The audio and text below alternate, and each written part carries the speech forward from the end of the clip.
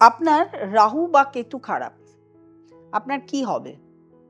ধরুন আপনার একটা অসুখ করেছে, সেই অসুখটা কি রোগ হয়েছে, কোন রোগের ওষুধ দেওয়া হবে ঠিক মতন ডায়াগনস্টিক হয় না। ডাক্তারের কাছে যান, ডাক্তার ঘুরিয়ে ফিরিয়ে মেডিসিন দেয়, মেডিসিন দেওয়ার পরে দেখা যায় রোগটা সারে না।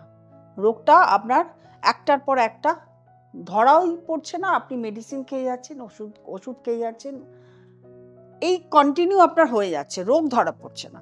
আপনাকে কি করতে হবে? যে আপনার যেহেতু রাহু খারাপ এগুলো হচ্ছে না, আপনাকে কি করতে হবে? প্রথমে একটা মন্ত্র আপনাকে সারাদিন বলতে হবে। এটার কিন্তু কোনো কাউন্টিং নেই যে কতবার বলবেন, যে এইটাই শেষ করতে হবে। আপনি দিনে যতবার পারবেন বলবেন, সারাদিন বলবেন।